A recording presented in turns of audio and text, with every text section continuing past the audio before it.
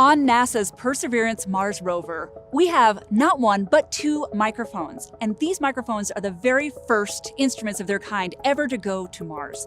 I'm Nina Lanza, and I'm a scientist at Los Alamos National Laboratory. Hi, I'm Justin Mackey, an imaging scientist at NASA's Jet Propulsion Laboratory.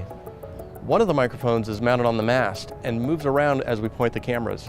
The other microphone is mounted to the rover body, and it stays fixed onto the port side of the rover. The two microphones that we sent were commercial off-the-shelf items. So these are things that you could just buy on the internet, and we put these on our rover. It gives us a new dimension for which we can explore Mars and learn about the Martian environment. First, we can just learn about the atmosphere by understanding how sound propagates through it. But we can also listen to the sounds of rover analyses on rocks and learn about rock material properties from that. And finally, we can also listen to the sounds the rover makes to understand better the state of health of our instruments. There's a difference between Mars and Earth sounds.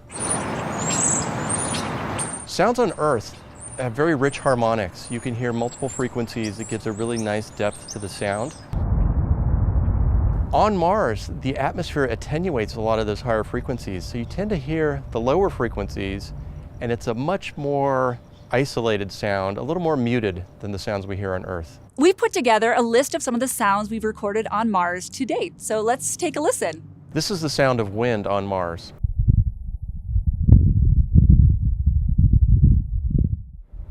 For the first time, we can hear the wind blowing across the surface of Mars to go along with all of the images that we've acquired of dust devils and dust storms over the many years of exploration on the surface.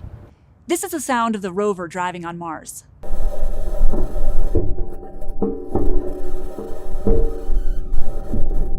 This sound might be a little bit weird because it doesn't sound like a regular driving sound, but that's because the rover's wheels are made of metal. So this metal is rolling over rocks and sand, and it makes this really clanky, squeaky sound. Next, we have the SuperCam laser zapping rocks. We've taken a lot of pictures of rocks that have been zapped by the SuperCam, the little marks in the rocks, and for the first time we can hear these laser shots. When it zaps a rock, it actually makes a sound. We can listen to that sound and learn something about the properties of the rock that we're analyzing. This is one of my absolute favorite sounds. This is the sound of a helicopter flying on Mars.